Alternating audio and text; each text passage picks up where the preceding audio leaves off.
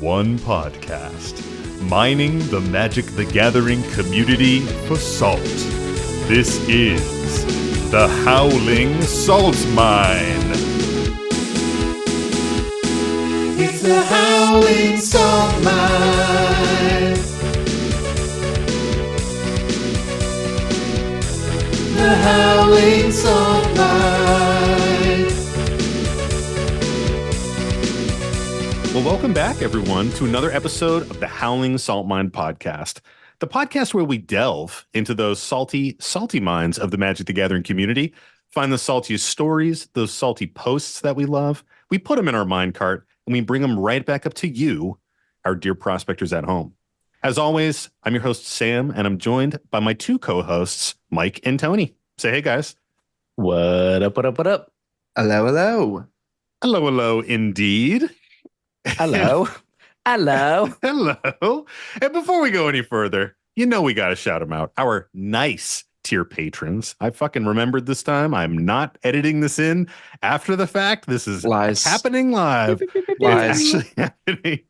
And this week we have Alex Balix, Cream Bean, Prime Speaker Florian, Dr. Black, Accidental TPK, Royal Flood, and ZZ. Thanks for being so nice. We appreciate all of you. Thank you. But you know what, y'all?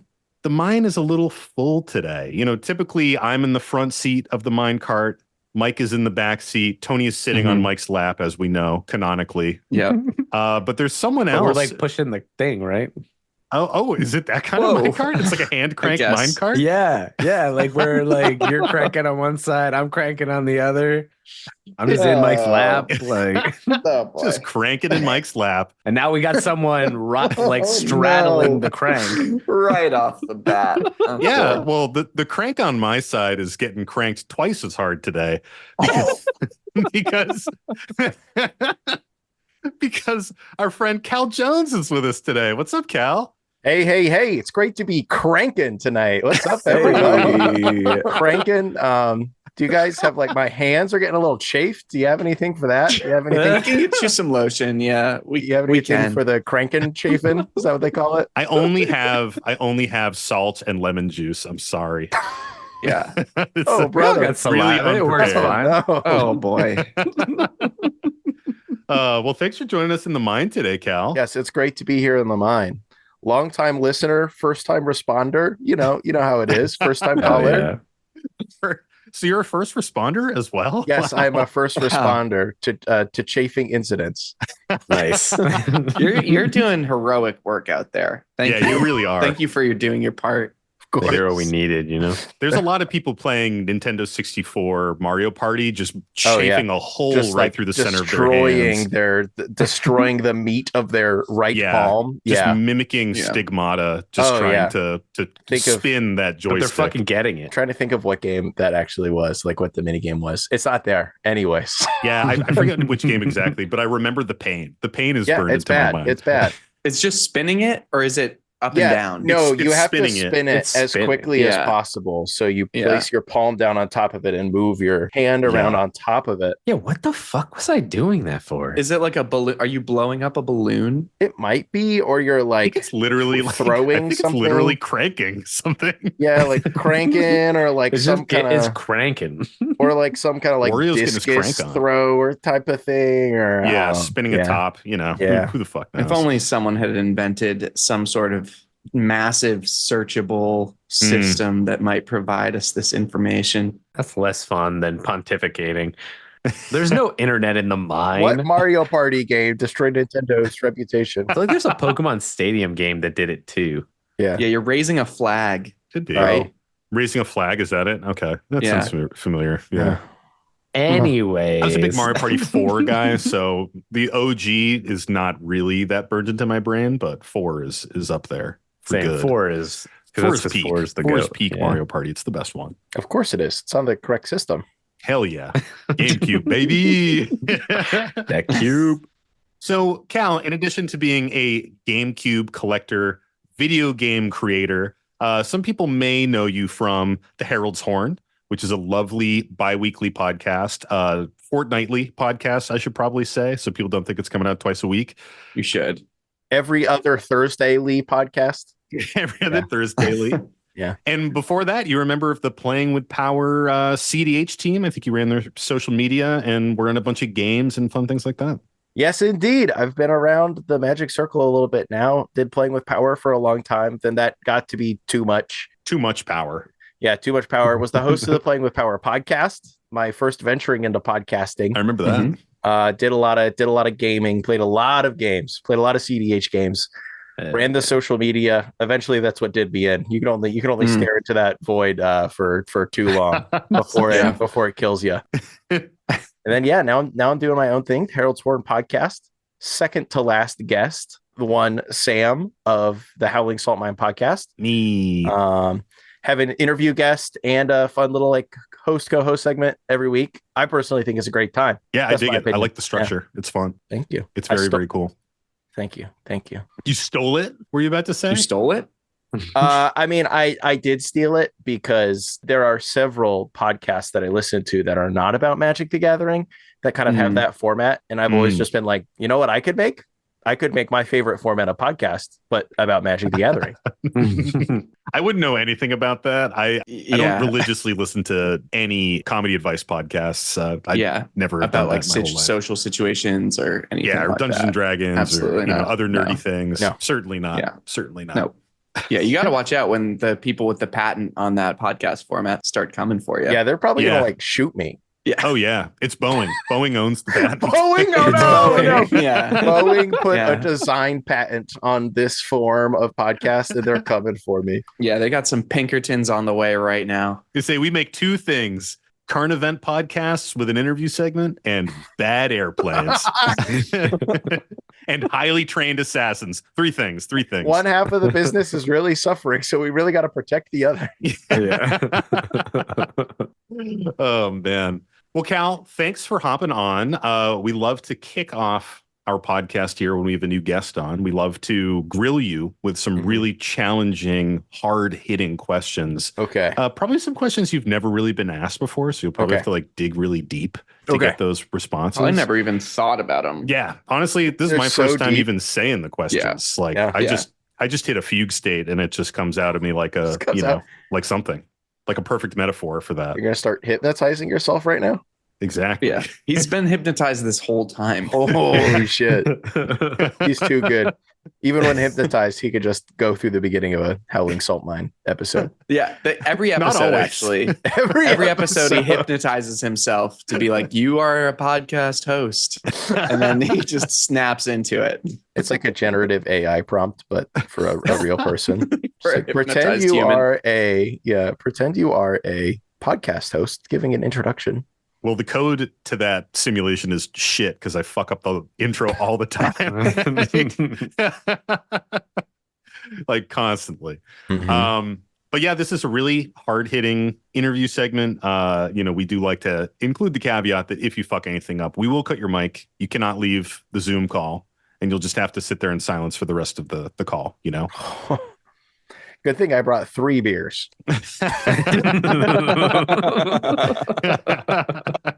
And it hasn't happened before, so Okay. Don't be the first. except for that episode with Josh Lee Kwai, which I'm sorry, Josh, we did have to mute you Yeah. for that. So He didn't like It's a the real interview. It was so bad. The interview segment didn't even go live. we just None of it. deleted We it. just cut the whole. Oh, that's tough. Yeah. Yeah. But he was sitting That's- there the whole time. Episode 48, he just is sitting there. Yeah, just- It was a double guest episode, I think. yeah, I'm Yeah. like, is that also It's a like guest episode? Josh Lee Kwai and also Yeah, comedian MTG. yeah, I think so. Yes, I actually think so. I think that's why it jumped out in my head. Yeah. Oh, Yep. man. Well, the first question that we love to ask is, how did you get into Magic? Oh man, this one is a challenging one. You were right. So I was gonna say the year. I don't fucking remember the year. It was around the It was 1959. well, it definitely wasn't that. That's. I I was traveled trying to back think in like old time. detective, like what would they say? Like how far back would it be? And I all don't you think could you think look of was like the you're date. from- Let's see how far back can I take my history with Magic? I remember when I was birthed and Magic was already 5 years old. And, I was in very early high school. RTR was the earliest set Good old Return of Ravnica was the earliest set. Great place to jump in, really. Oh yeah, Any Ravnica set is, I feel. Yeah, exactly. It's kind of like classic Magic it in really a lot of is. ways at this point. RTR was the latest set. That's how I remember it. I guess that ages it to like what, 2013, something like that. 2014. Listen, I'm not getting quizzed here. I You're know. in the hot seat. I know. No, I'm asking Tony. Tony's supposed to know. I don't know shit.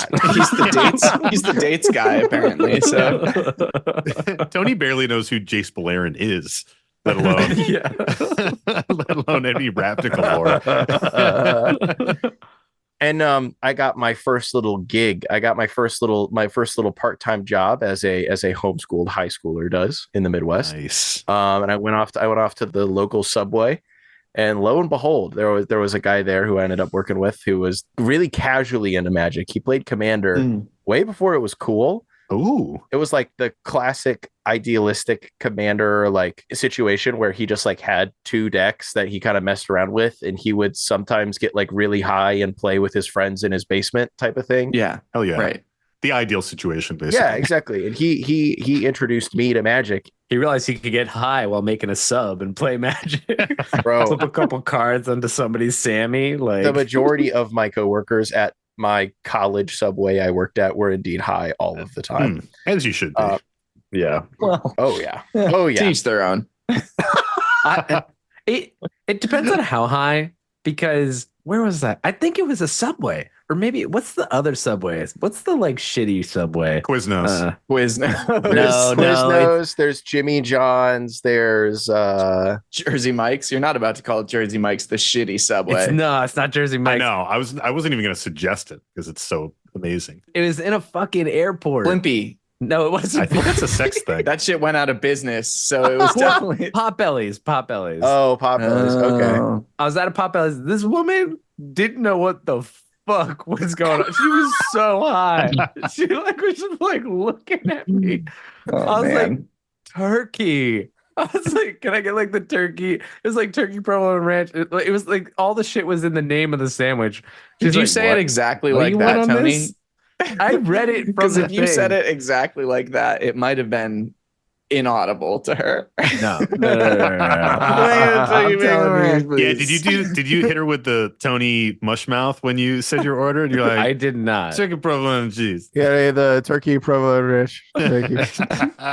Tony thinks everyone's just super high and he's just garbling his words. Nah, dude. Like this woman literally like I've never been so confident that someone was like blitzed out of their mind. Yeah. Like, attempting to do something. Yeah, it was a struggle. Anyway, I'll allow you to continue. Yeah, with your we had story. I mean, it's obvious where this is going. We had a lot of really slow closes, yeah. boring Subway life. I'd stay late, play Magic. I know my mom isn't listening to this podcast, so I would technically be off at 9, and then like Steven, his name was Steven, he'd be closing until like 11, stay there till 11:30 or whatever. But we would just like, no one would ever come in after 9. That's why it only went down. That's why it went down to one person from 9 to 11. Yeah. I'd be like, oh, mom, we're so busy. I got to stay and help close. because no, I'm not driving. I'm not paying for my driver's ed. I'm not driving. My mom's picking me up. Yeah. Does she not show up to pick you up though? And Well, I like, had a phone. I could like text. So like at 8 or something, I'd be like, hey, mom, because we lived close. Yeah. I'd just be like, hey, mom, don't bother coming until like 11. And she'd be like, dang, that's crazy. I'd be like, yeah. Subway's popping off right now. We're just so crazy. And then she'd walk in and there'd just be no one there. It's the late dinner rush, mom. But that's what I was. But then I realized like, oh, it's closed. Like it closes and then you still do like closing things. Yeah. I was like, how is she not showing up and there's no cars in the parking lot? And being like, what the fuck? We closed at 11. Oh, it was just dead. It was just It's dead. just dead. Nobody was coming in. We'd get the occasional really high person, so we'd like put 20 strips of bacon into the And you'd microwave fucking for them, and You'd be like the champ. Yeah. yeah, exactly. I fucking got you, dude. Let me put you onto some of that new shit. It's called 10 strips of bacon on your sandwich. You're gonna be thinking Subway makes the best sandwich for the rest of your You're life. like, and it's just like some 15-year-old was giving you 10 strips of bacon for free because he didn't want to fucking put it away later. Oh, dude, that's the best. I used to work in a sandwich shop. I get it. That's how exactly. it was. It's exactly. So I just stay late and we'd play Commander, and then like he wouldn't be doing any of his closing tasks up until 11 because we'd just be jamming, playing like 2-person Commander against each other. And then his decks. I didn't have a deck yet. Do you remember the decks? No, I remember one was Orzhov, and I literally only remember that because I can't even remember the name of the card, but it was like a 2-drop Orzhov guy, and you can like sacrifice him to exile a creature that like dealt combat damage to you this turn or something, or that dealt combat damage to it. I don't remember what that guy was called, but I remembered that card being like in my mind. It was probably just like Obsidat, right? Was it High Priest of Penance? That sounds correct to me. Yes, it was. Oh yeah, whenever it's dealt damage, you can destroy target non-land permanent. As a baby little Magic player, that card was like unbeatable to me. Yeah, what do you do about that? If I swing at him, he can block with High Priest of Penance, and then he can destroy anything that I have. Holy shit. Anything. I love that, man. So I don't remember a lot of the specifics. Eventually, that was like my interaction with Magic for a good long time. And then and when Theros block came around, I had liked Simic shit, doing big dumb stuff, and he was like, Cal, here's your very own Crufix deck that I made for you. I was like, oh hell yeah. Nice. That's so good. Crufix, and the rest is just history. It was full of just like the most awesome, now like unplayable stuff you could ever imagine. But it was awesome. It was so Just like cool. big Timmy stuff. Yeah, or it's just like a whole bunch of like, real big stuff, but then there's also just like I cast like Artisan of Kozilek for the first time, and I was like, holy shit. Yeah. Oh my God. I could do anything.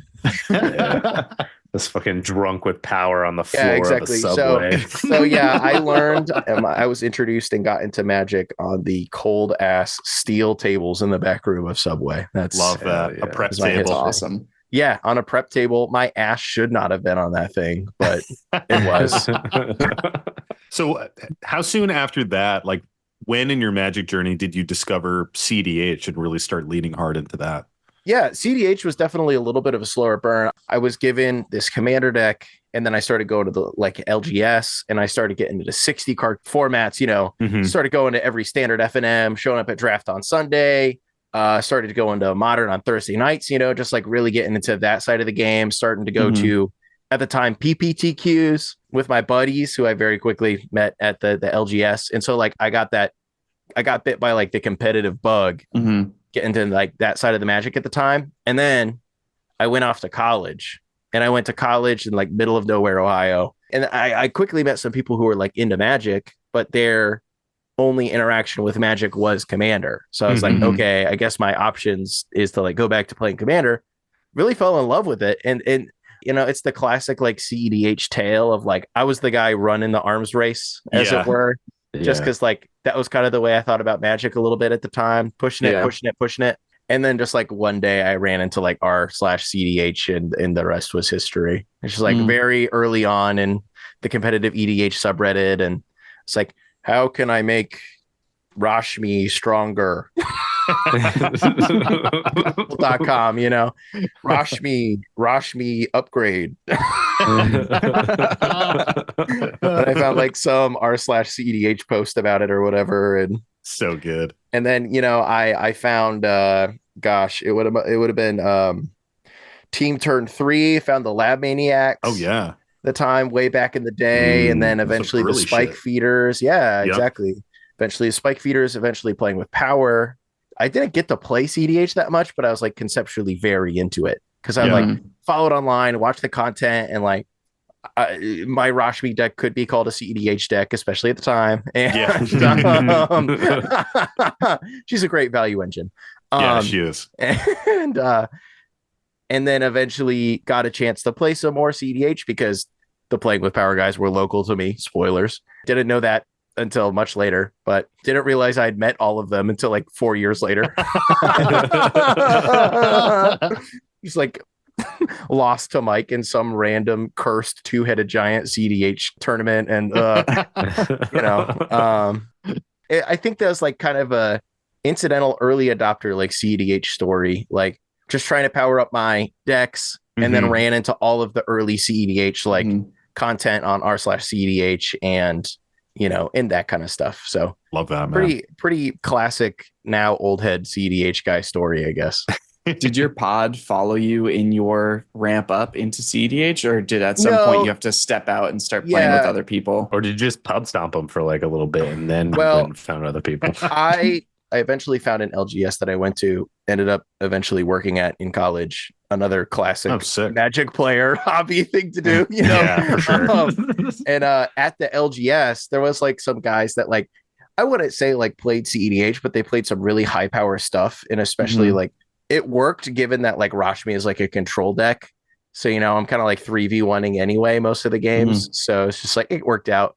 But most of the games I ended up playing, I did have like other EDH decks because eventually I was like, oh yeah, this shit way too strong.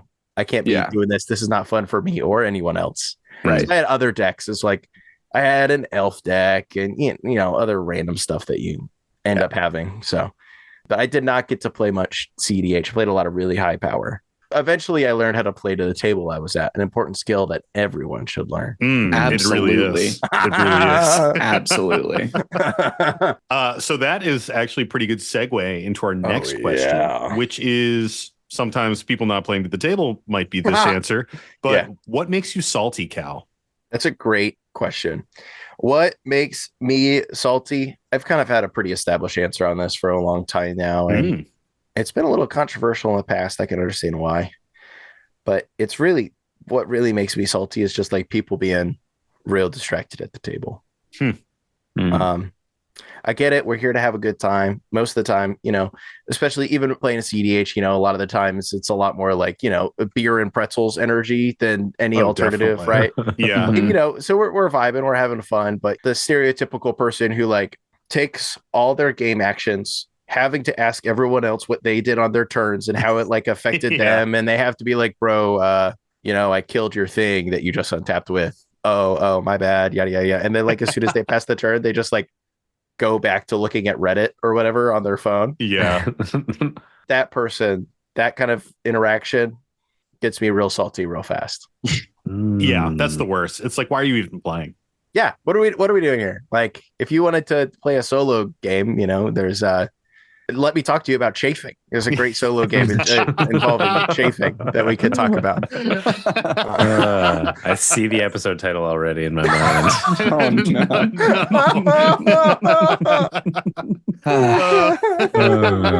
So good. I feel like distracted gaming is particularly bad in CDH because everything is so critical. And like when someone is really distracted, they want you to like, oh, well, I would have responded to that first spell that you played, like that kind of shit. I would have. Oh, I had this Force of Will in hand. I would have forced to ad nauseum if I had saw that. Yeah. Okay. You didn't see me doing the whole rigmarole over here. Yeah. How did you miss an ad nos? It's like one of the most obvious shit. Yeah. It's just like you brushed off the person who stared you in the face and said, "Hey, Steve, do you have anything?" You're like, hello. I feel like I am fucking paying attention and I'm missing shit. Like I can't imagine the people who are like fucking trying to like. I'm like, what were you doing when like there's too much happening to not pay attention. Yeah. So sometimes it like somebody will just be fucking twiddling themselves forever, and like I get how you can space out for a second, but like when shit's like happening, there's a bunch of shit on the stack, and then all of a sudden you're resolving the stack, and someone's like, "Oh wait," I'm like, "Nah." Like, wait for what? That resolved. Yeah, exactly. Like, I think that's something about like CDH. The average CDH game, I feel like, has by necessity less distracted gamers. Yeah, which is probably something that kind of draws me to it too. Because like you kind of, even if you're just chilling, you do kind of have to be like some level of locked in to participate in a CEDH game. I feel like I've had an interesting thing with distracted gaming recently, which is finding that it happens to me in games, particularly casual games. Like, yeah. And I don't think this is a surprise. You guys, I think you guys deck know on the about side this. while you're playing. I am usually doing something like I'll deliberately choose, like if we're playing Spell Table, I'll deliberately choose like a side thing that I can completely disengage with immediately whenever it becomes relevant. But in a casual game, if I'm dumping a bunch of value spells and then passing with nothing on my board, especially nothing that triggers, it becomes immediately so tempting to be like, well, I have no way of impacting the board from here. Yeah. But you do have to remember that shit can still happen to you. So I don't know, there's still like, there's a minimum level you still have to like be totally there with in order to actually be a correct participant in the game. But it's tough because there are some moments where truly you have nothing to do and paying attention doesn't matter. And it starts to really get difficult to pay attention in those moments, I feel like. I agree. Yeah. One of the things that I've found recently that helps with that is like we've been kind of messing around with it, at least Nick and I have, and you do sometimes, Mike, is when you're playing over Spell Table, have like a face cam on. For some reason, the fact that like my face is being shown engages me way more. Probably because there's like a really handsome guy on the screen that I want to look at. You know what I mean? Oh yeah. I just assumed it's because we can see when you're fucking dicking off. I think that's also it. Is you can see when I'm doing, when I'm fucking staring at my phone or like doing some bullshit on the side. So I think it holds you a little bit more accountable in those moments. I've been enjoying that for sure. And it's fun to like, I don't know, mug at your friends when they make a goofy play or something wild is happening. Like it can be a source of entertainment as well. That's the flip side. If you choose to be disengaged in any way and then something bad happens to you, your reaction to that can't be, why didn't you get me engaged? It has to be, oops, like I messed up. That's my punishment for not paying attention. Yeah. And as long as you're doing that, it becomes more forgivable. But it's just better to not do that in the first place. Well, that's some good salt, Cal. Thank you. I do my best. I will say that you did pass. It was good. Thank goodness. You're not supposed to tell him, Sam. You lost some counts for not remembering the commanders, but you did make it up later on. How? With a third chafing joke? Yes. Yeah. Honestly, yes. Really saved the exam. We were messaging each other on the side. Whew, good thing you threw that chafing joke in there. Yeah, exactly. That really pulled it up. Well, are you guys ready to dip into the salt mine proper and hit some salty stories here? Yeah, let's fucking delve in head first. Well, I got 3 lovely salty stories right here, ready to rip. And let's jump into it. Let's talk about some salt. Let's do it. But Sam, oh shit! Fuck. What Sam. is What's salt? God, a great question, Cal. I snipe. We said it at the same Not a time. chance. It's fine. Not a chance. Tony's fucking Tony.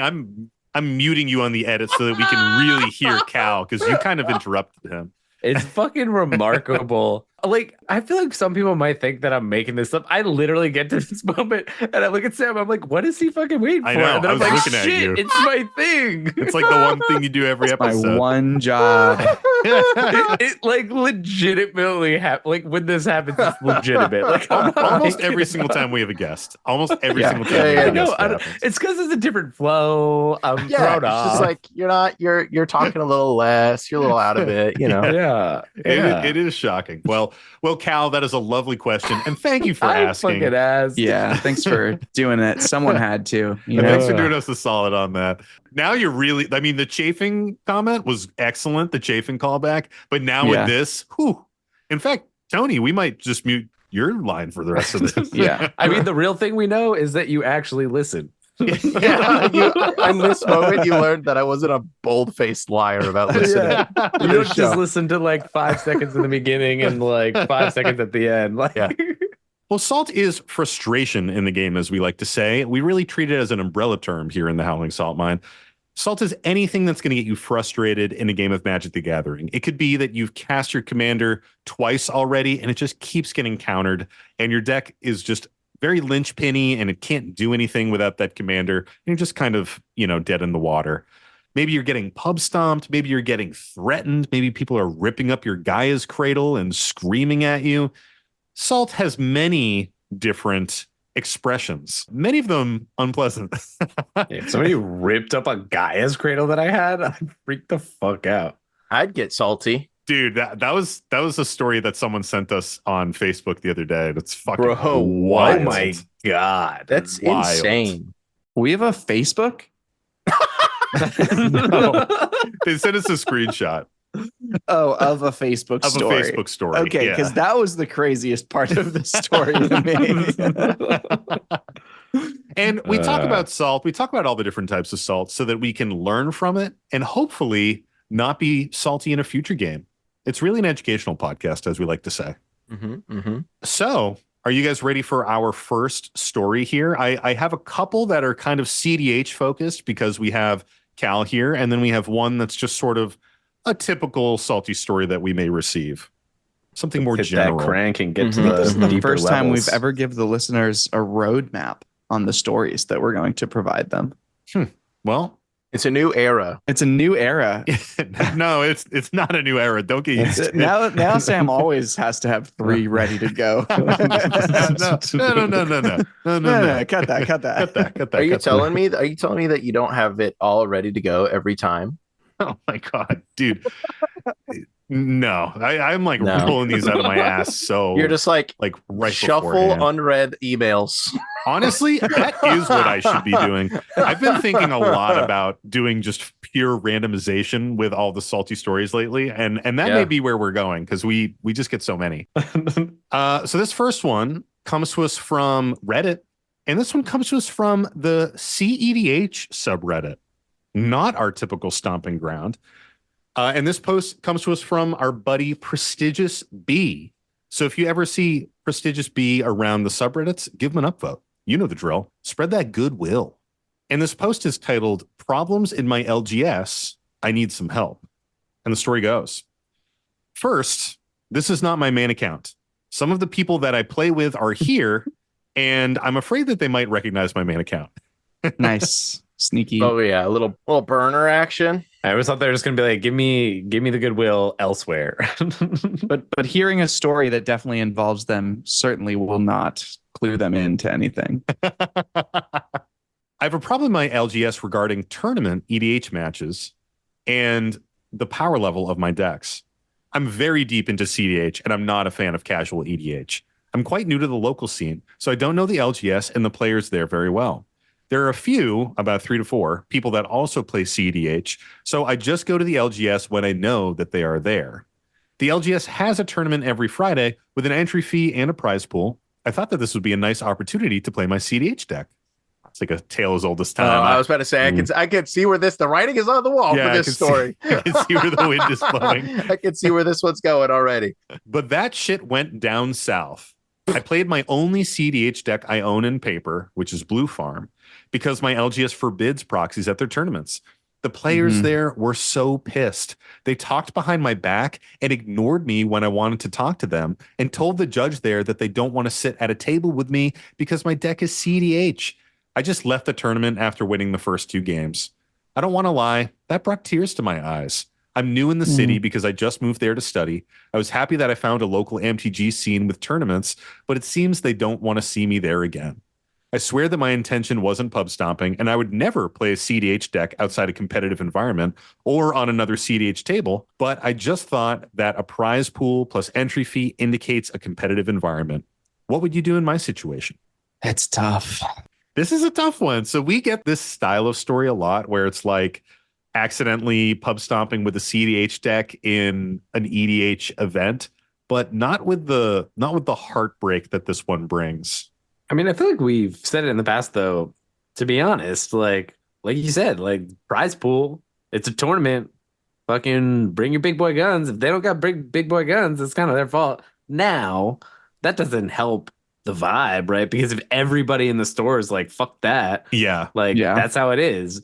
And I think all you can do is like legitimately go back and just be like, hey, like, I'm sorry, like, wasn't my intent. And that bad boy's at home, didn't even bring it.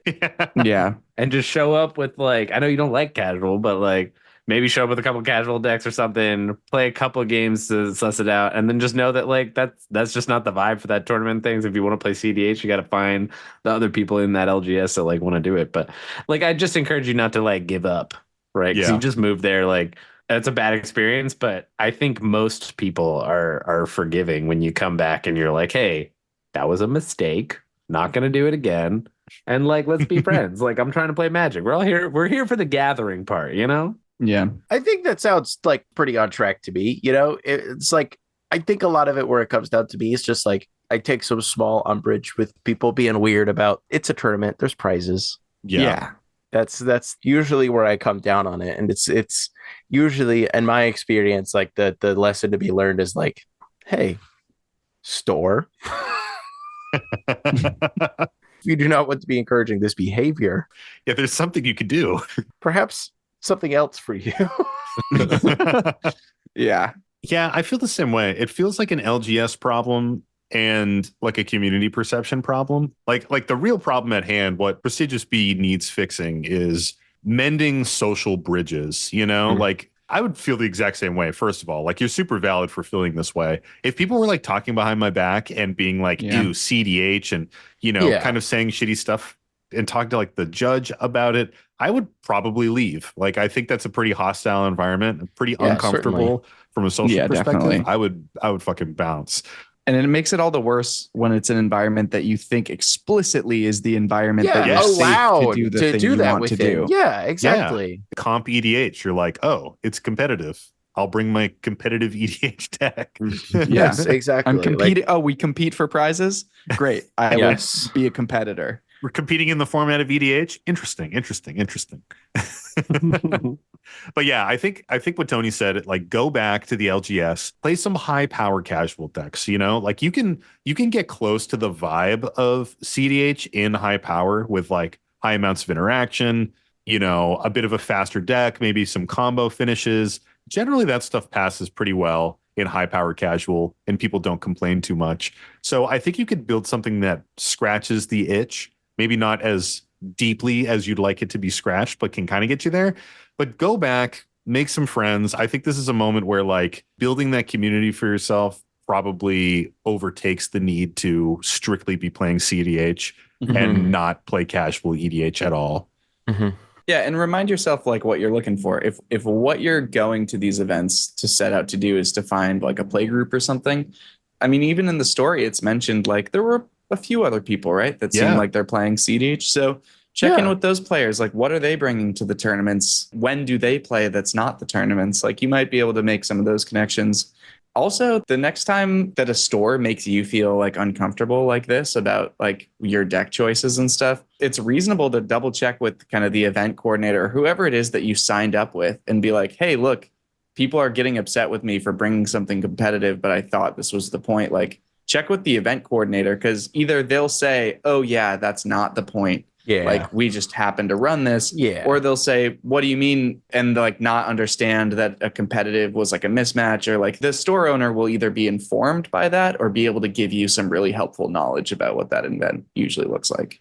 Sam, you said that like the judge like literally didn't want to be around them or something like that. Is that what you said? So the other players talked to the judge and were basically like, don't sit us with this person, because they're playing cEDH. We don't want to play. We don't want to sit with them. I see.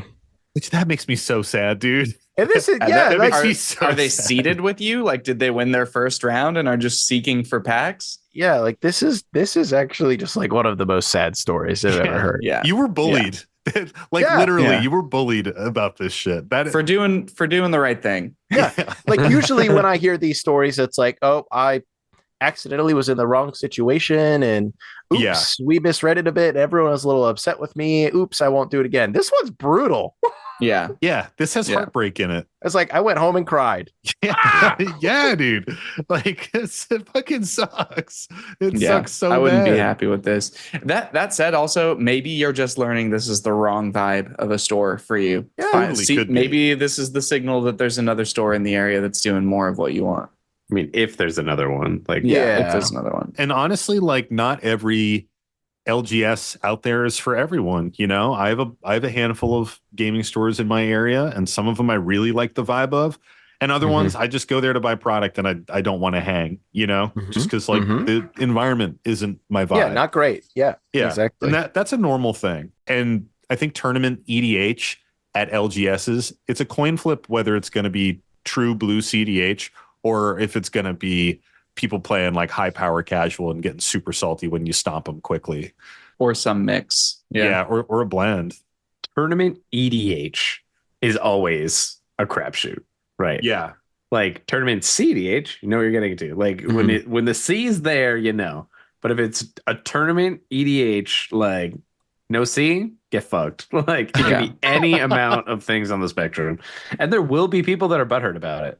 Like, that is so fucking true. Like people who are organizing cEDH tournaments know to call them cEDH tournaments. They don't beat around the bush. They put the little C in there. Yeah. And then everyone knows what's up. Something important that Mike pointed out earlier that I think is worth bringing up again is that like they said that there's other cEDH players at the store. Yeah. Are those guys regulars here? Do they just happen to meet up here? Where you know you can probably pick their brain about the scene. What's going on? You know, yeah. It's always the best way to find cEDH community is to figure out what the other cEDH players are doing. Yeah. So congregate together for sure. What do we think about the salt rating here on this one? Pretty high.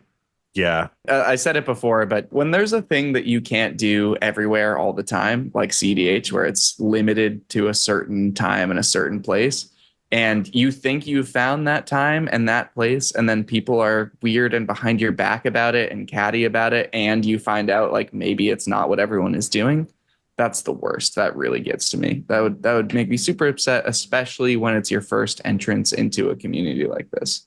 That is always a sad thing to see. Like someone dip their toe into something that by all accounts is maybe cool for other reasons and then just have a terrible experience with it because of how people treat you. It's no good. It makes me salty. Yeah, this is high salt for me too. This is the salt of like tear stained eyes. Like when you've been crying a whole bunch and your eyes are just raw and puffy and they hurt. Like this is such a bad salt. I hate this, man. That's exactly where I was going. Like my salt rating is like, you know, whatever salt is left behind by like tears drying off, whatever is there, a ton of it, you know, can literally leave like a little salt track. That's where I'm at. Yeah. Yeah. Like you were kind of bullied and pushed out of a new environment just for having a deck that is correct for the event that was being played. It's just like everything about it is wrong. It leaves a horrible taste in my mouth. Hopefully this person has found a new place to play at and hopefully you got other options in the city. And if not, hopefully you can hang out with those cEDH players at this store and just kind of have an insulated crew and make the best of it. Yeah. All that said, it's worth a brief moment of introspection too, to be like, were you just kind of a jerk? Like maybe those players were like, can I just not sit with this guy? He's just Mike, jerk. And you're being like, I play Ristic Study and Jeweled Lotus in my Chrome. And like everyone's like, oh, this guy. I have played in a lot of cEDH tournaments and I have played against a lot of people who, if given the choice, I would choose not to interact with again. even in the correct context for my cEDH gaming. I'm like, you know what? Happy I'm in the winners bracket for the rest of the event. So just double check. You know, we don't know that from the story, but you know, just double check a little bit too. Yeah. What was OP's name again? Prestigious B. Yeah, get fucked, Prestigious B. No. Isn't it such a turn? That's extreme. Pub stomped. Such a turn. No, that's extreme. Leave my B alone. That's not what I said. Leave my B. Should we keep delving on? Let's do it. Yeah, let's do it. Even deeper. Deeper. I have a patron story here coming from our buddy Prime Speaker Florian. And this post is titled "My First cEDH Salt." Ooh. Nice. And the story goes, "Forgive me, Salt Lords, for I have felt salt. This was caused inadvertently from out of our very own Mr. Salty Card Mike." Uh-oh. Ooh. Yeah, this guy was hella distracted. Probably. I can't wait for that to be it. as we were playing a CDH game with our other patron Garbage and another random person. Do you remember this? Get fucked fourth patron. Yeah, get fucked fourth patron. Sorry, or maybe fourth player. Who knows? It's like it's like the I was listening to the latest podcast earlier today, and it really popped me when someone described like, and there were 2 other fourth players. Really? That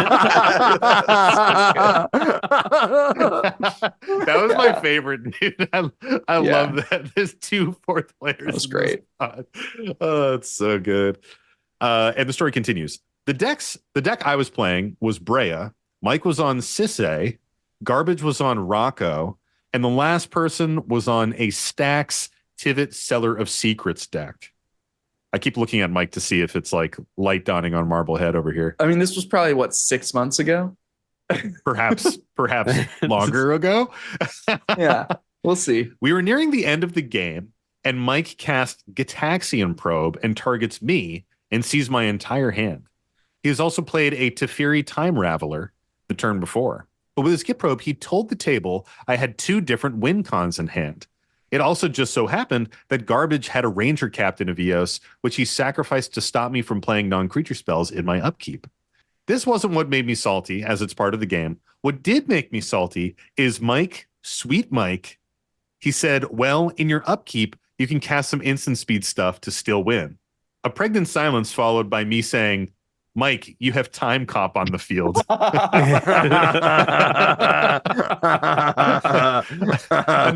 Another pregnant silence followed by, get fucked, I guess.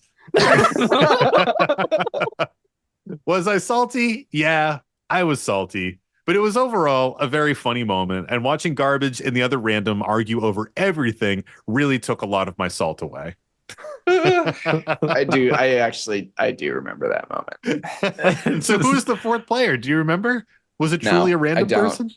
I don't think it was a random person. I mean, it was another patron. I don't remember like the game specifically enough. I do remember that moment though. I also remember I'm salty because I passed with Teferi out, which is never where I want to be. No, yeah, it's just like, all right, a defense grid for everyone. Cool. Yeah, not what I'm looking for. I was gonna say I was shocked that you had Teferi just chilling. I must have gone for it. Yeah, and not had the Sisse math or something. Someone like go to war or something. Yeah, something like that. Yeah, I can't wait for this episode to get released. And then the thing is, Garbage is actually going to remember what happened because he's good at cEDH. So he's going to know what's going on. I want the person that is the fucked 4th player to be like, it was me. I gave you a preview to next episode. It's just so I've been a longtime patron to my favorite Magic the Gathering podcast, and they couldn't even fucking remember who I was. Except we'll read that story in 5 months when we finally make it through the backlog, and we'll be like, what the fuck is this about? What are they talking about? And then it'll really be like, well, yep, definitely don't remember. Who plays Tivit? I could try and figure it out based off of who plays Tivit, but that's a bit of a reach. Yeah, that could be a bit of a reach. But that is so funny, man. I love those moments in cEDH or in any EDH game when you are kind of like telling an opponent an optimal play they could make. And they're like, you fucking dunce, you forgot about this stacks piece that you played. And you're like, oh yeah, I guess you can't do that. Yeah, except you're fucking your rule of law that's out. Yeah. That is one of the things that does an actual good job of keeping me from trying to tell other people what to do in Magic. Because that's one of not like enough, I'm though, pretty apparently. bad. Not enough. I'm not enough. The worst part is actually in remembering that story, the worst part is the reason that I'm trying to get him to use shit on top is to win over it. Of course, yeah. It's like, you could just cast some stuff here. What if you started a stack battle right now? Meanwhile, you just have a protected win. And you could just do it. That could have been what was going on. I don't think so though, but that's I feel like super funny, man. I feel like this happens to me where people will be like, "Oh, you should do this thing" when I'm like doing something. I feel like I play like weird cEDH decks. Like just be like, "Shut up." I mean, sometimes or I like kind you of should play I'm something other than Selvala, and you're like, too bad. Playing Selvala. It happens with Obnixilis too, where it's like I do a thing and somebody will be like, they'll kind of be like, "Why?" And I'm like, "Well, A, you don't see the rest of my fucking hand." Yeah, but it's probably trash in there, you know.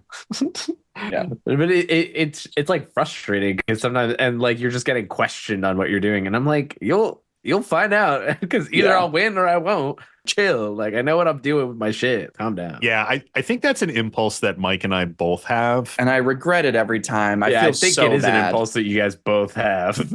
Both from Yeah. being like CDH junkies where we just love it and we want to like help with the line. But also I think there's an element of us being like, well, we're so into CDH that like we think about this shit all the time. And like Tony and Nick maybe play once a week. So like, you know, we'll just like help remind them that this is the board state that's going on. And then we're just absolutely not being helpful. And we're just, you know, for lack of a better term, like mansplaining at you, talking at you, shooting advice directly at you, whether you want it or not. Yeah. Gotta stay yapping. Yeah, we're literally yapping, but We're just yapping to yapping. our own loss. We're like, you could win right now doing this. Like that's my impulse that I need to stop Yeah. with CDH. It's like, take me out of my misery. Just get me out of here. It's tough too because there is a line where sometimes that's like a political tact that I'm actually taking of being like, if I talk through the way that this person could present a win right now, then it calls everyone's attention to a potential win. Like if you're playing Sisay Sam, I do this all the fucking time. You can be 3 turns later and like you can have just passed. Yeah. And the player after you, I'm being like, you can do whatever you want, but when Sam untaps, he's gonna have an activation. Yeah, we are both each other's worst Sisay opponent. Like if I'm playing Sisay against Mike, I'm just like, this is gonna be fucking miserable because he can see what I'm gonna do. And same if I'm because like I know because I do the same telegraphed. shit against you. I'm like, I'm like, I think Mike is gonna have it in 2 turns. Right.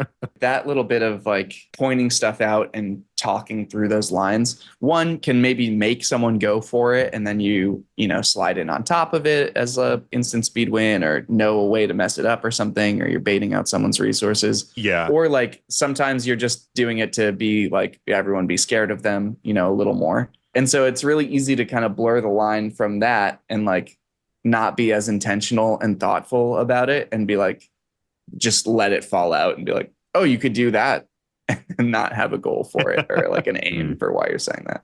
You do this to your nice patron and feel bad.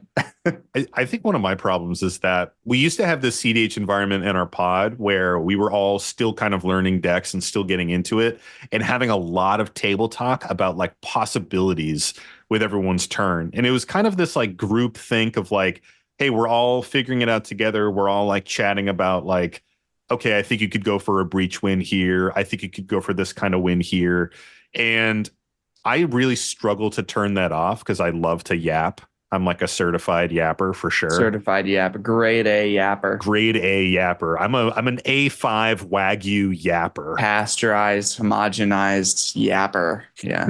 As one should be. Yeah. It's fun to talk in Magic games. And I lose a lot of games doing that shit, It man. is. Because I point out wins that other people have, or I'm like, well, just remember you can't do that because there's a stacks piece on board. And then someone's like, why'd you fucking remind them about the stacks piece? And I'm like, why did I remind them about that? Because you're a nice gentleman. So what do we think about the Sol rating on this one? I think this might be a secret sugar break. This is a pretty just like joyous. Dude, we're gonna get another story coming in if we call this a sugar break. a couple grains scattered across the table on accident. Yeah, a scattering of grains. Nothing too bad. This is like kind of the pleasant version of this type of interaction, but this interaction can be like really frustrating and like generate a lot of salt for people, I think. So I think it's a mix. Like this feels good. Like I like this story, but it's like I've seen it be like not pleasant like this and just like, kind of fun and funny. And so it's interesting. It's the flavor of the week kind of salt. It's different every time. Yeah, I'm literally thinking of a moment right now when we were playing CDH back when I was on like Staxy Marath. And I would be like, Tony, why don't you just go for this win? And you were like, well, I can't because you have fucking deafening silence out, you stupid idiot. And I was like, oh, sorry. Literally, dude. This is like you go to a restaurant, you're just picture guy, you're just looking through all the menu pictures, not reading a single word, just doing pure visual instinct. That's what I want. You pick something out, you order it, it shows up, and it just looks like that, but turned down to 10% as good. That's the Florian experience here. We sound like we're a fun pod to play with, and then you sneak into a game with us and surprise. We're actually just normal Magic players that do the same annoying shit as everybody else. Well, should we hit another? Let's hit it. I got our last one right here, last story of the night. This one comes to us from our buddy Reed, and this was submitted on our website through our submission portal over there, howlingsaltmine.com or thehowlingsaltmine.com. Both are going to get you there. And this post is titled Reseasoning Your Salty Decks for a More Palatable Taste. And the story goes, hey there, Sam, Mike, and Tony. Get fucked, fourth podcaster / guest. Fuck you too, guy. Yeah. Got him. Hey, got him. Got you, Reed. Got you, dude. That's what I said when I left your mom's house last night. Shit. No. Poor performance. I was not locked in. I was not anticipating that shot across the bow. And the story continues. I used to play a fair bit of Arena and naturally fell in love with Shieldred the Apocalypse. Nice. I decided to build a commander deck with Shieldred at the helm about a year ago, and oh man, did that deck create salt for everyone at the table, including me. I understand that Shieldred can be abused to do some serious shenanigans, so she's considered a kill-on-sight commander for the average player. A quick salt tangent for Mike. I'm surprised at how much of a knee-jerk reaction Shieldred gives people. I play her on turn 3 or 4, tapped out, then almost every time the next player would draw, lose 2 life, then Swords to Plowshares and continue playing the ramp spells. If you're not going to draw any additional cards in your turn, why not save the swords until the 4th player's end step to remove Shieldred so that the other 2 players lose the 2 life as well? Yeah, or swords before your draw step. Yeah, I guess that too. We solved it. We solved cEDH. We did it, everyone. Also, I find it odd that people have no issues with someone swinging a couple flyers each turn for 2 to 4 chip damage, but they turn into little crybabies when they draw 1 card per turn and lose 2 life. That is fucking true. Yeah. Yes, correct. Objectively correct, actually. Yes. I understand that if you're planning on drawing more than 1 card per turn, you'll have to deal with Shieldred quickly before you start getting drained for too much life. She does need to be dealt with, but I think that using removal at the first possible instance is not an optimal play, especially if there are other players at the table whose game plans are to draw more cards than you. With that off my chest, I'm not here to defend Shieldred. Instead, I'm here to explain how my salt-inducing Shieldred deck helped me think about how picking different commanders can give my opponents and me a better play experience. I quickly learned that my Shieldred deck wasn't fun to play, since I basically spent all my resources protecting or recasting Shieldred each turn, and everyone else was hyper-focused on removing her as quickly as possible. I ended up taking this deck apart and built a new deck with Starscream Power. What is Starscream's actual name? He wrote Starscream Power Hungie. Hungry. Power hungry. Is it Starscream Power Hungry? It is, yeah. It is. I like Power Hungie. Oh, he's Hungie. Hungie. With Starscream Power Hungie as the commander. Starscream is generally seen as a strictly worse version of Shieldred, but I'm now able to play out my deck's game plan every game and can still do a similar tactic of draining my opponents out with card draw. The best part is that my playgroup now views the Starscream deck as fun to play against, and they encourage me to whip it out whenever we meet up to jam some games, even though it has a pretty high win percentage. I find the deck more exciting because there are a few more hoops to jump through, and it gives me a slightly tougher puzzle to solve with the deck building and in-game decision making. Have you experienced a similar situation where you picked a suboptimal commander and had a better experience? I think it's refreshing seeing commanders across the table that aren't from the EDH Rec Top 100 list and are considered as the best commander of the archetype. Do you think this is a useful strategy for navigating your own playgroup, or are my friends just supportive because I'm in some ways powering my decks down?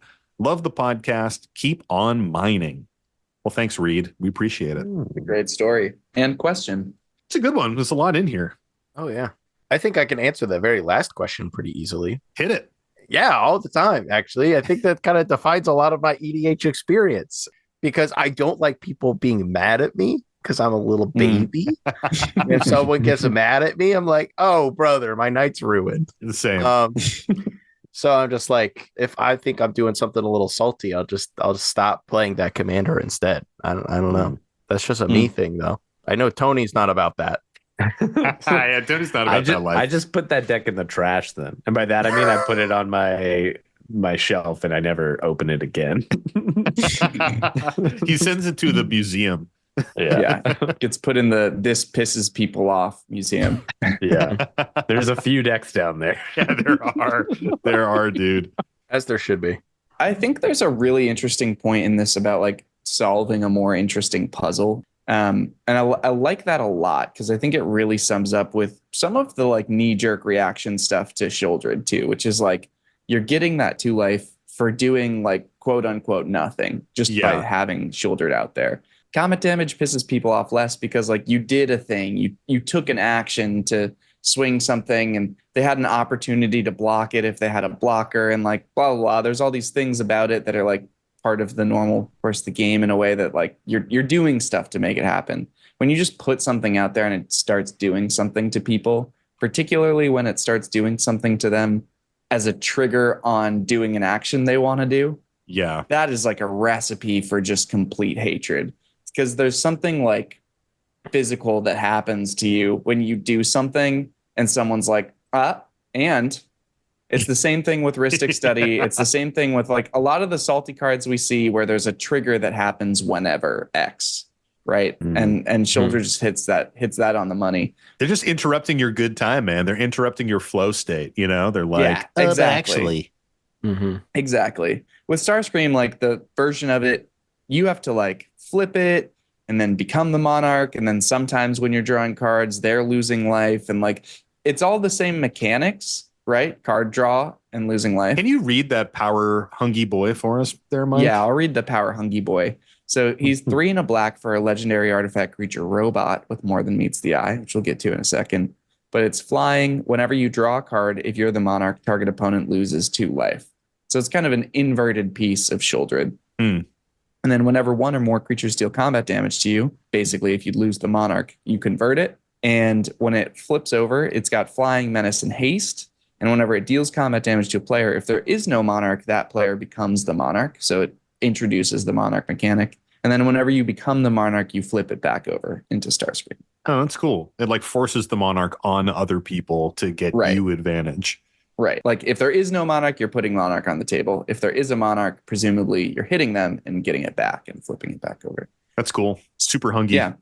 Definitely like a more interesting puzzle to solve than pay 4 mana, start draining and gaining life. Yeah. Yeah, I agree with that. And I've had some examples of this, not a ton. I'm kind of like Tony where my few salty decks that I've had, I just retire. Like Marisi, Breaker of the Coil, my Goad deck from years gone by, I just stopped playing it because it just wasn't fun anymore. But I did kind of have a similar experience with my Gave deck. In the last like 3 or 4 months, I rebuilt my Gave deck and I took out every single combo piece. It is now a deck that has no way to combo. It cannot combo. A lot of people say Gave can combo with a ham sandwich. Well, this is hamless Gave is what I call it. There's no ham in this sandwich.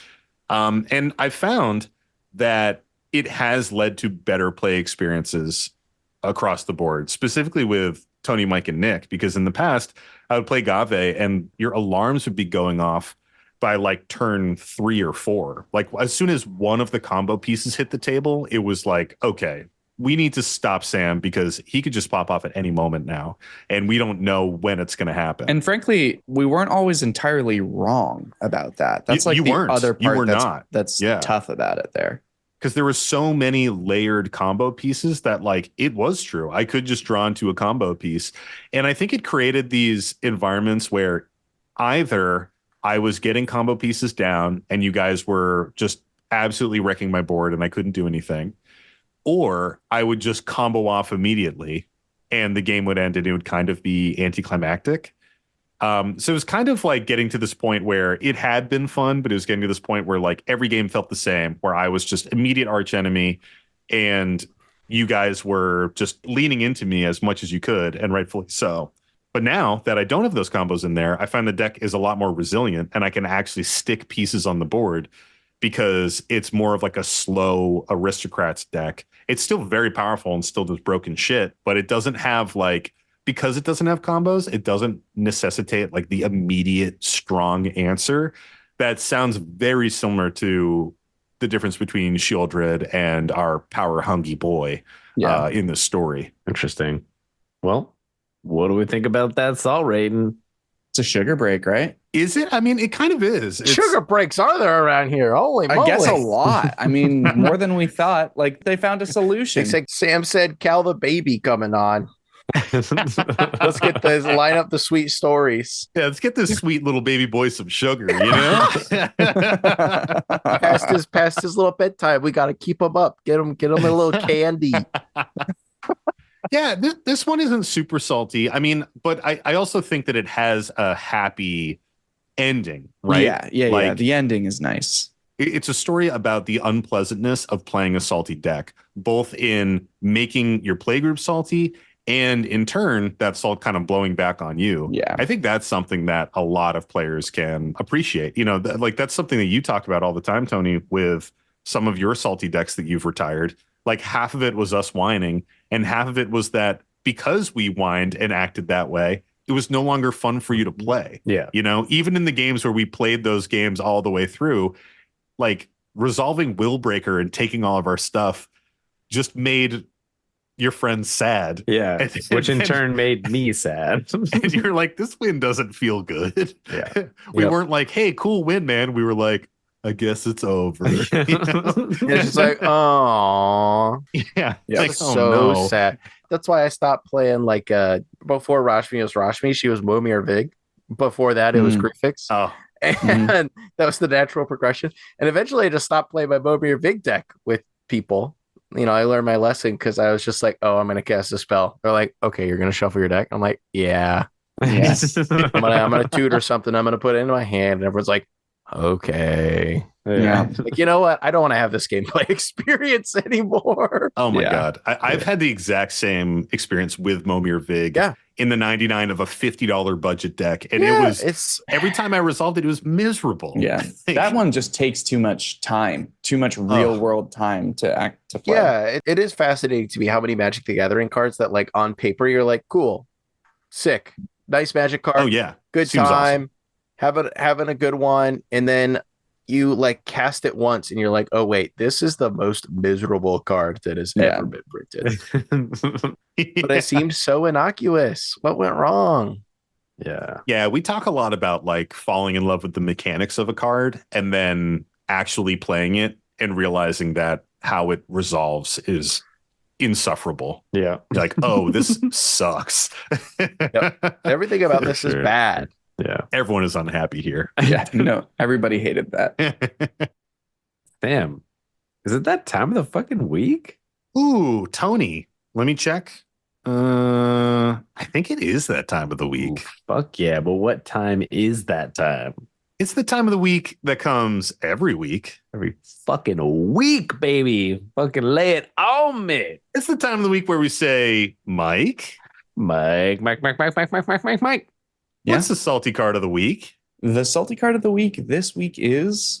None of your decks are clever, and we know that you just take shit from EDH Rec. None of your decks are clever, and it shows, cause your deck is the same one Josh Lee Quite plays. Wow. Taking out attack songs these days, huh? That was good. That's not about anyone in particular. Love it. And that is, we're all in this together from High School Musical. And that was a special request from our patron and friend, Oblivion Sorrow of the Grim Tutors. Oh, yeah. Yeah, I was Thanks, in High School Musical when I was in high school, believe it or not. Like we did that musical. I was Coach Bolton. Wow. I was the coach. The Big Pops. I was Big Pops. I was a freshman in high school. So however the fuck old that is, like fucking 14 or some shit. 14, dude. Yeah. And this 18-year-old kid who looked like he was like 24 at the time was my son, Troy. And it was Nice. fucking hilarious. They just slapped me in a suit and my little dirt stash was on. And like, I love it. It was quite the take. Did you have like older guy makeup on? Nope. I don't No, think so. nothing. Oh, they didn't give you like Nice. the really intense The wrinkles. like the three big ass Yeah, the wrinkles, three big I might have gotten a and couple the wrinkly forehead boys. line. I don't think there's any forehead lines. I had quite the do, so I think we slicked that shit back. Oh Nice. yeah, man. Back when Tony had hair. There dude. was sort of like a greaser version of the High School Musical coach. Well, it was a New Nice. Jersey high school production. So Right. So by You naturally. he was like, Troy, you got to forget about this basketball. Anyway, Amazing. Well, thank dude. you. That was a lovely salty song of the week. The salty card of the week this week is Mist of Stagnation. Has anybody heard of this What card does before? that do? Nice. I love No it. fucking clue. It is 3 and 2 blue for an enchantment. Permanents don't untap during their controller's untap steps. oh my fucking god! At the beginning of each player's upkeep, that player untaps a permanent for each card in his or her graveyard. Oh, Oh, okay. That got less bad at the end that's not that bad. than I thought. Yeah. That's weird. Unless somebody turbos it out on turn fucking With like a ley line one or two. laid out or something. Yeah, Or but a then rest also, in peace. But well, I was gonna say they turboed out with that, but they're playing with Emery, so they just like fucking they Yeah. don't give a shit. Hermit Druid, and they Yeah. put their whole deck in their graveyard. That's very interesting. What an odd card. And it costs how much? 5. 3 and 2 blue. Okay. Yeah. It's not cheap. It's not like you're slamming this down like a No. winter orb or Yeah, whatever. it's not like a you know? winter orb. Yeah. But it is filling that niche, which we Yeah. know people hate. So, Cal, how does this one make you feel? Would this make you salty? I think this one like could make me salty. Depending on the game, it really feels to me like this would either be like the most fucking annoying card known to man. Mm-hmm. Because it's like it's not even like Winter Orb where we get to like untap some lands or whatever too. Like you're restricted with Winter Orb, you're restricted, but you still get to do a little bit. This, it's like no permanents. That's a lot. Yep. And if I haven't done much, or for whatever reason my graveyard's empty, or I have 2 cards in my graveyard and this is just Winter Orb, feels pretty bad. I Yeah. cannot lie. But it does cost 5. But just the whole permanents don't untap during their controller's untap step always has huge salt potential. Mm-hmm. So I think this is like, depending on the game, this is either not going to matter or I'm going to like hate the person that casts this. But I'm going to guess most of the time it's going to be like 60% of the way there. So I am going to say makes me pretty salty.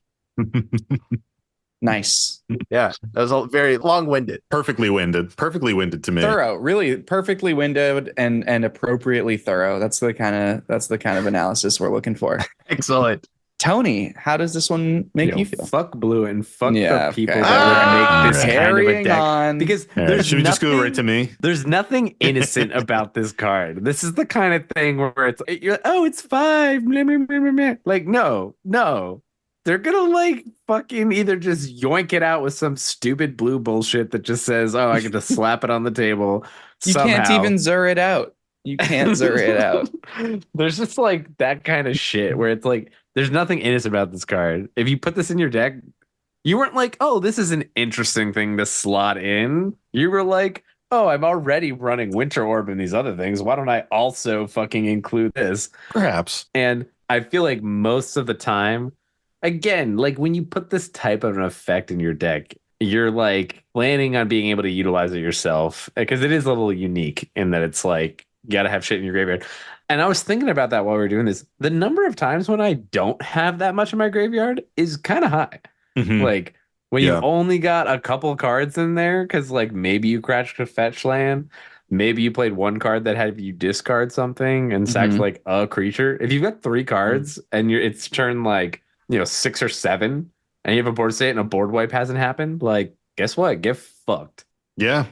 Fuck this card. It would definitely make me salty. And I was like, in most scenarios, I'd be This upset. could come out pretty fast, Yeah, it could. I mean, only 5 mana. depending on I the was like, game. 5 mana is not that much. Yeah. Like, I have a fucking 4 CMC commander that I play on turn 1 pretty religiously. Like, you can make shit happen if you In want. cEDH, to be fair.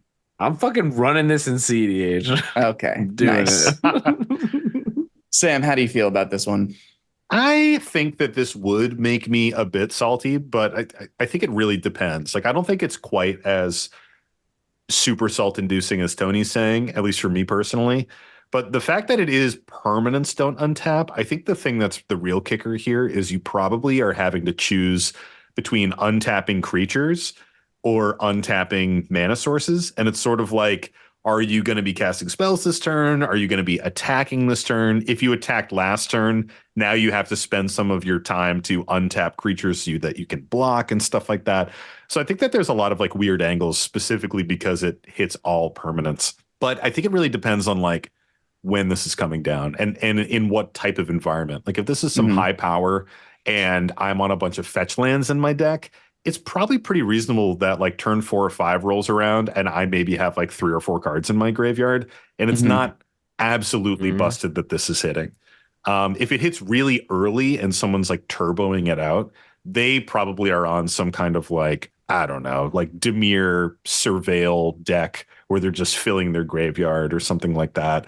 Like some self-mill bullshit is Maybe I should really run it in contingent Rafine. to that.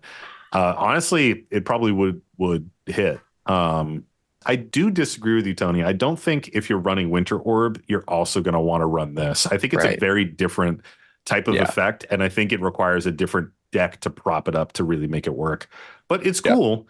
I've never played against it yet. I'm not looking forward to playing against it. One final point is that like if you do have creatures or sack outlets, there's kind of an easier way to like play through this by attacking your creatures into another opponent and having them die, or sacrificing creatures or sacrificing other permanents and getting stuff into your own graveyard so that you can, on the next turn, have more things to untap and have more resources available. So I think it's easier to play through than just like a regular Winter Orb, but not as backbreaking, but maybe situationally brilliant.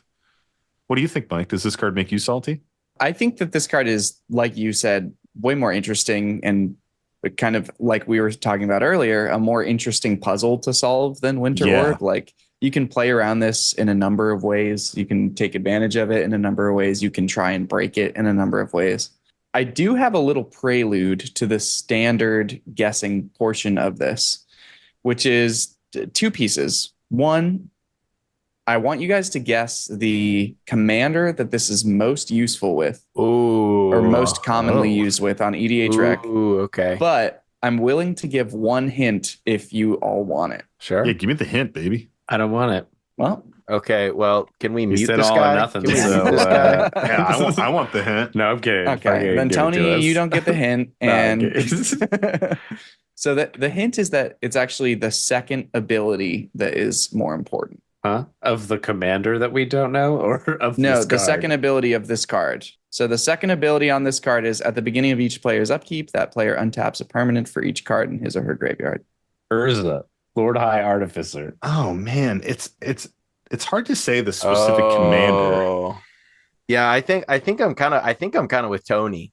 Well, I don't know how useful it is. I mean, I guess it could be pretty useful. We're playing a lot of instants and stuff. You can like float a bunch of mana, untap your shit, float a bunch of mana, cast some shit, untap a bunch of shit. You know, that's the thing. Is it's like potentially a second untap step if you have enough. Yeah, Urza could definitely make good use of it. This seems like a little too cute, though. I don't know. It does, because like I don't think people are actually gonna run it, but that's the one that came to mind where I was like, well, if I got a bunch of fucking mana, yeah, I could do a bunch of it's shit. just like, okay, fine.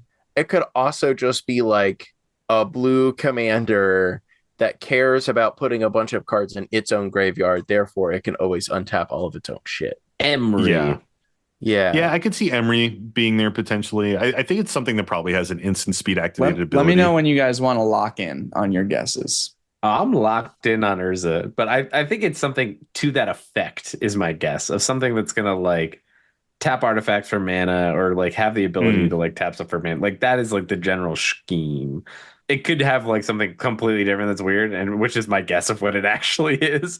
But like that's where my mind goes when I think about brewing this. Just like desperately trying to narrow down to blue commanders that I know of that care about the graveyard. Maybe like Muldrotha. I think like my top two in my head are like Muldrotha, and then Oscar. It's Dimir. It makes you skip your draw step, and then like you do a weird little like mill 3, put one of the cards you milled into your hand thing. Taigam Sidisi's hand. Taigam. Yeah. That's the one you're describing. So you've gotten the second and the fourth most common. So Sam, lock something in. Mine was Muldrotha. Oh, yours was Muldrotha? Okay, perfect. So I'm going to give Cal the points here because and they're worth a lot. You can redeem those after the show. He's gotten the second and the fourth. But the first one is Obeka, Splitter of Seconds. Oh, okay. That should have. I don't know new commanders. I feel like that could have been like a little gimme. I was thinking about cares about graveyard, not cares about upkeep. But it was cares about upkeep all along. Okay. Okay. Yeah, because you get the multiple upkeeps, and then you're just constantly doing things in instant speed. Every upkeep that you get is now also an untap step. Yeah, that is pretty hot. That's pretty good. And then it like incidentally can hate out other people. Seems pretty okay to me. Yeah. Right. It does that on the side. Well, where does this fall on the list, Mike? So what do we think the salty card rating is of the top 300? I have mine. Hold on. Let me I have to scribble this down. Write it down. Going. I changed it. This is why you have to scribble it down. Yeah. This is so tough. It is tough. See what I said earlier, in which I can envision people either not caring and therefore it's like 300, or people randomly care a lot and it's like 50. Exactly. That's the thing. I've changed it back to what my original one was. Okay, I'm locking in. I got it. We're locking here. All right, I have locked in my answer. All right, hit me with them. What do we got? Mine is 168. 157. Mine is 275.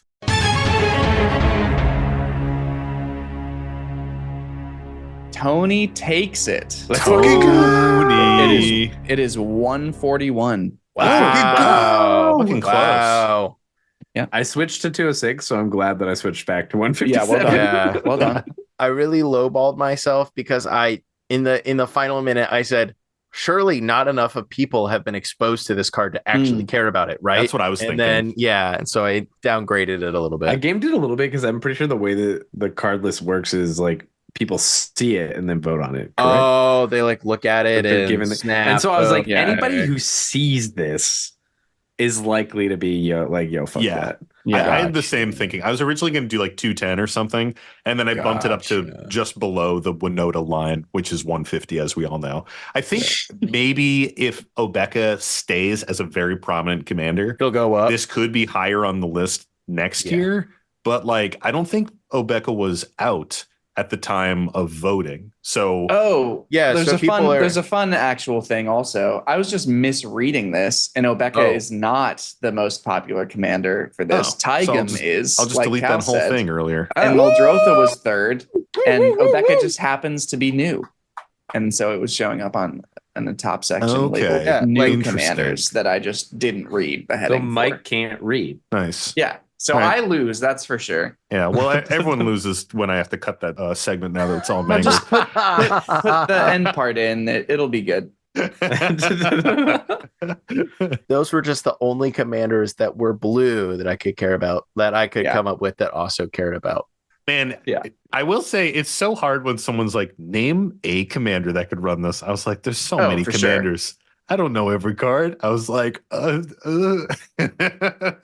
Yeah. Exactly. Well, that wraps it up for the salty card of the week. Thanks for playing. Well, Mike, that was a lovely salty card. And Cal, thank you for joining us in the Howling Salt Mine this week. You know, it was great to be here. I'm glad. I don't know what else I can say. It was awesome to be here. Hopefully the chafing of your hands has started to heal. Oh man, I'm feeling real bad. They're kind of juicy right now. Nice. Oh yes. Nothing like a juicy chafe, you know what I mean? Okay. Oh my gosh. And on that note, Cal, for all the prospectors out there, if they are looking for more of that Cal Jones content, where can they find you these days? Yeah, you can find me at MTG Cal on the internet.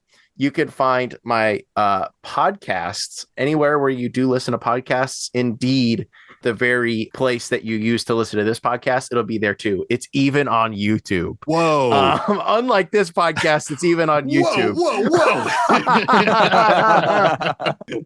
That's at Herald's Horn. I have another new podcast. I'm a 2-podcast freak now. Wow. Level Up Pod. It's me and Murph from the Command Zone talking not about Magic, but about vintage video games. So if you're into the retro video game scene, we're both big retro video game guys, hence the GameCube collection. He's a real big Sega guy. Ew, Sega. I know. That's our latest episode was just like him being like, I love the Dreamcast. And I was like, I know fucking nothing about the Dreamcast. So that's everywhere that people can find me. You can find me on Twitter at MTGCal. You can find one of my podcasts at Herald's Horn on Twitter, and you can find my other podcast at Level Up Pod _ on Twitter. Love it. And I have exclusively bad takes. Nice. Yeah. That's great. Yeah. I love that you inform the listeners of that after they've heard a whole episode of your takes. Now that you've been forced to listen to me chat, bad news, y'all. Y'all have been pranked. You've been bamboozled. Well, thanks, Cal. We really appreciate having you on, man. It's been fun. Thank you. It was great. And thank you, of course, to all the prospectors out there. You know, we got to shout out our Salt Packet Plus tier patrons right now. And this week we have Thotimus Prime, Rothbox, Sire Speedy, Bobo Fett, Brandon Mousecop, Chameleon, Brimstone, Captain Cross, Elgo Fogel, Clearbrook, D. Beeson, Gilgamesh, Doug's Dad, Bark Bark, Ebes, JS Evolved, Kylock, Pez, Swankub, and Vok. And to all the other prospectors out there, thanks for hanging out with us in the mine today. If you're looking for more Howling Salt Mine content, check out our Patreon, patreon.com/Howling Salt Mine. It's where you can find our monthly extra salt episodes, our weekly stray grains, all the tangents that don't make it into the final cut of the show. We drop them there for you. I think we at least got one, if not two, from this episode. So look forward to that. And we also just have an awesome Discord where folks can hang out. We have a monthly token club. It's great. Come check it out.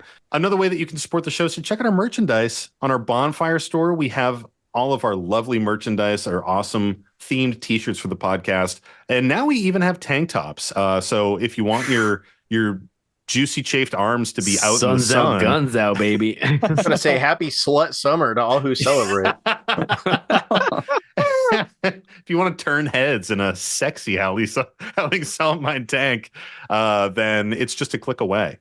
Also, you can get our playmats over at Jankmats. And y'all, we are so close to having new custom Dragon Shield sleeves in stock. We may actually already have them by the time this one comes out. I'm a little fuzzy on when this episode actually drops, so who knows? Check the website. I know, Sam from the editing room, and yes, we do have them. If it's there, it'll be on there, so keep an eye out. Another way that you can support the show is to give us a 5-star review on your favorite podcast app of choice, Spotify, Apple Podcasts, what have you. That really helps us stick out in the algorithm and helps new people find us in the wild. We don't do any advertisement for this show. It's all word of mouth and algorithm suggestions. So feeding into that stuff really, really helps us out. And it's free and anyone can do it. So we appreciate that. And another way that you can support the show is to send us your salty stories, of course, on our website, on our Gmail, thehowlingsaltman@gmail.com. Send us your salt, send us your salty confessionals. We'll mix them all into the big cauldron we have, and we'll pull 3 out every single week and we'll read them. So hopefully you will hear yours on a future episode of the show. And lastly, you know we got to shout him out every single week. Our amazing friend, Devin Burnett, for giving us this beautiful podcast art that we rock every single week. If you're ever in Ashland, North Carolina, hit him up and get a tattoo because he's a really cool guy. 10,000 subscribers or buzzed. Indeed. Cal. Oh man, a little toot toot. That's the in case you were wondering, that is the sound that a minecart makes. Oh, that's great. Yeah. We needed someone with that kind of expertise. Yeah, I found the horn, horn professional over here. Also, if we're on the squeaky hand crank one. It's like squeak 'em, squeak 'em, squeak 'em, squeak 'em. That was interesting. Is that what sound it of was us? like? Squeak 'em, squeak 'em, squeak 'em, squeak 'em, squeak 'em. You know? I don't know. I don't know. Oh, I don't know about definitely that know one. what you're talking about. Yeah, Not Tony's sure I'm got me. bought into your squeakum, but I know what you're Tony's talking got me. about for sure. Well, Cal, thanks again for hanging out with us in the Mind this week. Thank you for having me. It was great to be here. And as always, everyone, stay salty and don't forget to draw an additional card during your draw step. It's the Howling Salt Line. The Howling Salt Line. I'm trying to find it. What is going on? Mike. Where did that come from? Mike is cosplaying as Marath, my favorite commander. No, it's clearly Chopper. I guess the Oh, nose would have wow. to be Boku, blue. a doctor. Is that a Ooh, doctor over there? what's Chopper? Oh, It's, oh boy. oh, you. Cal, you've heard the show before, but I'm going to give the spiel anyways. So That's what you think. Oh, I'm fuck. kidding. I'm kidding. We do get a live version though. that we Yeah. get to You'll just read. get it. Oh, live. okay. I will serenade you. You'll raw. just rip it We're live. actually gonna and then- pause and yeah. wait 30 minutes while Sam fucking. Hey guys, let me. I closed the call. Exactly. Just puts a massive looper onto his desk. All right. Yeah. Yeah. I just lie. I just start playing Wonderwall on an acoustic guitar. Yeah. Exactly. I don't even change the lyrics. You're like, this is barely a salty song. It makes some people pretty damn salty. It really does. I need to grab a towel really quick. I'll be right back. Oh yeah, go grab some. You just spill beer everywhere. Yeah, my beer exploded. Nice. Nice. Guys, I'm wet. It's so hot here that I'm wet, and the AC is running right behind me. I turned mine off and then was like, "What am I doing?" and got up and turned it back on. Yeah, I didn't even turn the AC on today. in garden level, boy. Yeah, garden level steez. I mean, my first Third floor floor stays steez. cold, man. Yeah, third floor steez, and I'm fucking cooking up here, baby. Yeah. I'm braising up here. I'm like, I'm really getting roasty toasty. And this post is titled it's not titled that.